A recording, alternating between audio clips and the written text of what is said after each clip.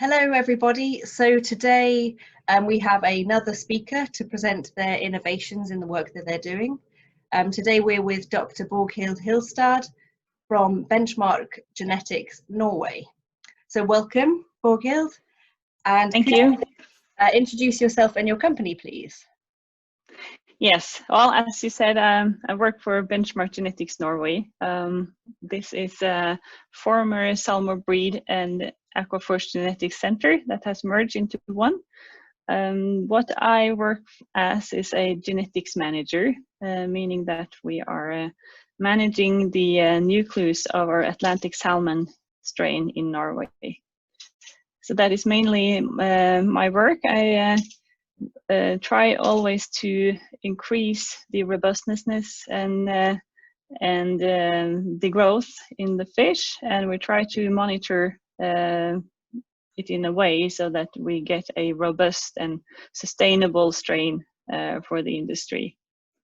Excellent. Okay, so we've asked you to talk about a particular innovation today. So I wonder if you could describe that, please. Yes, I was bringing up two subjects today. Okay. Because we have a broad breeding program, and we have a lot of R&D and innovations, and we are utilizing new technology to make this work. But one thing I would like to bring up is disease resistance and how we work to get a more robust fish. Every year we are challenging fish that will be full sibs of our nucleus or our breeding candidates. And they're being challenged against specific diseases of interest that depend on the need from the industry, essentially. What we're doing here is newly now is to record more traits and more phenotypes in those diseases. Back in the days, what we did was to challenge a large amount of fish towards mortality, essentially. They were reared in a tank, challenged against the virus, and we observed who survived the disease and who did not. And based on that, we linked it to their pedigree, and we selected out those families and those candidates that were performing the best. Mm-hmm. That is some years ago now, and we are highly involved into increasing both animal welfare and also increase the accuracy in our measurements, because everything is not black and white anymore. It is a scale, so a fish can be a little robust against a disease, but it is not on and off. Yeah. So therefore we have increased the accuracy in these challenges, and what we're doing now is to utilize the intensity in biological markers. That can be, for instance, organ damage, it can be viral levels, it can be gene expressions, and what we essentially do is to connect these intensities to the genome expression of the fish after it's been challenged. And we rank and estimate the expected performance of the breeding candidate if they were to be exposed for this virus. Yes. So essentially what we're doing is to select new animals and new breeding candidates based on more accurate measurements. And we're also linking this to the genomic expression of between the challenge fish and the breeding candidate. And it's a quite neat thing. You get a very accurate measurement on how robust a fish is. And we have been spending some years now to find the right biomarkers for each trait. And we see that we achieve better results with a more refined measurement than mm-hmm. just the mortality.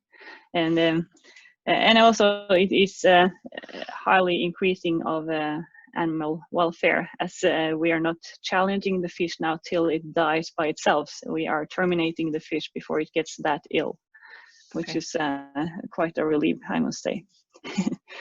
And the other thing I would also like to talk about is how we are measuring quality traits, because in the industry we need the fish to grow fast, we need it to have a high yield, We want the fat distribution to be good. And what we used to do back in the days was to manually dissect a group of fish every year. It took us a week, maybe two. We were a lot of people, and we were essentially manually filleting the fish and putting the fish on the weight and doing the measurements manually, punching in numbers and these things. And of course, when you've been filleting 1,000 fish, one person over 6 days, you know that will not be that accurate. Your hand get tired, your shoulder get tired, you end up leaving some fillets on the bone, or you end up leaving fillets next to the head. So essentially you don't get very accurate measurements. So this is something that we have been working on now for 2-3 years. This is a project together with Nofima and DMRI, the Danish Meat Research Institute, where we are now introducing a medical mobile CT scanner.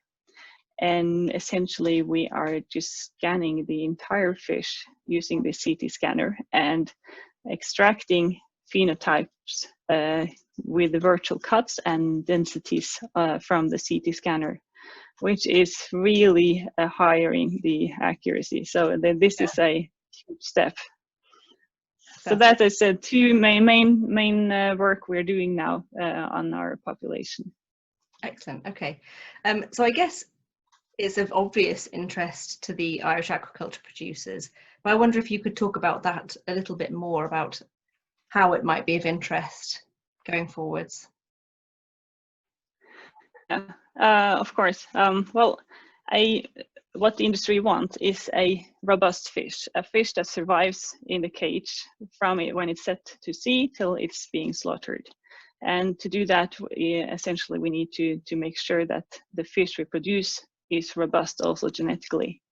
So that is mainly our work, to design a group of fish that is most suited to the fish farmer. So when, for instance, we are selling a batch of ova to a fish farmer, what we ask is what are their needs, or what are their challenges. So let's say they have a challenge with the CMS, which I hear is a problem also in Ireland. Well, then we do have a genetic product. We select out males and females to produce a batch of ova that is highly resistant to CMS compared to other. So it essentially is the genomic expression of the parents that are being evaluated for producing a batch of ova.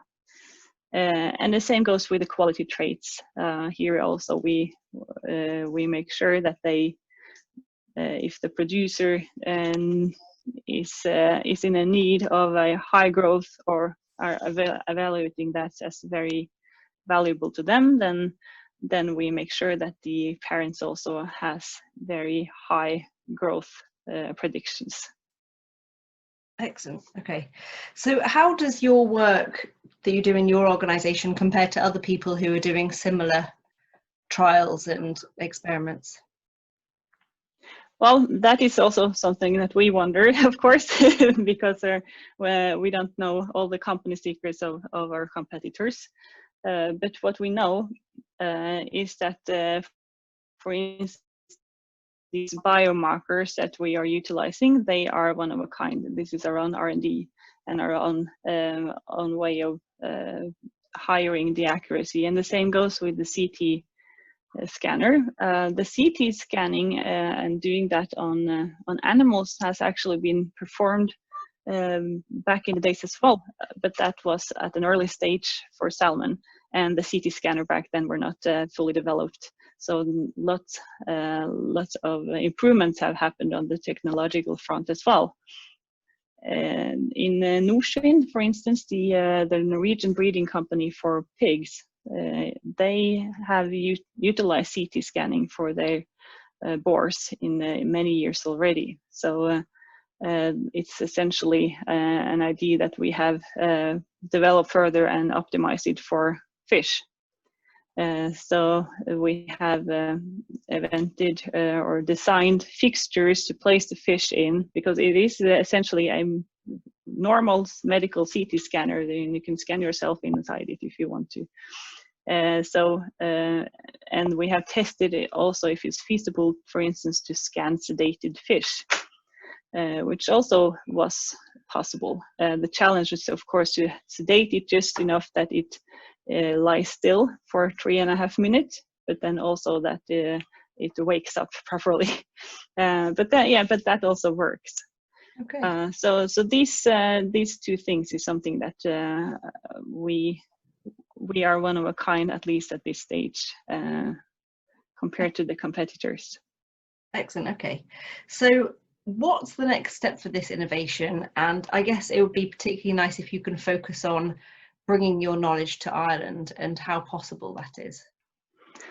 Well, something that is important is always to validate and to make sure that we can repeat it and that we have a good product. For instance, for CMS and also for PD, for instance, we are challenging fish every year, and we are making sure that we are actually having the right gene expressions on the fish. We are working a lot with something called QTLs, which means that there are certain specific areas on the chromosome that seem to be highly influencing the resistance of a virus. And this is something that we need to recheck every year and every year class to make sure that it actually is the case that this year class or this data set also have this expression and that we can use that. So this is of importance, and also we need to make sure that we have that this is working on all sort of strains for the viruses, because, for instance, for SAV or SAV that is causing PD, you have SAV 1, 2, 3, 4, 5, 6. So there are different strains. So then we can't just assume that if this QTL works on a SAV3, it will also work on a SAV1, for instance. Yeah. So that is something that we need to test and to repeat, and it's important never to rest on former results, but always to try to optimize it even more, because I'm sure there is plenty more to where it comes from. And also for the CT scanning, for instance, there are so many options. They're taking a picture every second millimeter of the fish, and you get a three-dimensional picture essentially of the fish. So you can just go in there and extract the traits of interest. So it's to explore essentially, is there other traits that we have missed and that we could utilize? So it's essentially to ask the market what is the need and try to find those traits of interest. And we have that opportunity. So we are quite eager on talking to customers and hear from them what they need and what they want from us. That is important. Okay, excellent. Well, that leads me on to the final question very well. And so if someone's interested within the Irish community, how can they find out more, or how can they get hold of you, please? Well, of course, you can visit Benchmark Genetics, the webpage. We have people both in UK, and I guess that person also relies on the Irish people. You can contact me anytime. We have people all over the world, so we are absolutely eager to talk to you if you contact me or any of my colleagues. We have a huge sales team, so they are also ready to have a chat with you if there is any questions or any needs. Excellent. All right. Yeah. Well, thank you very much for your time today. I really appreciate it. Well, no worries. Thank you.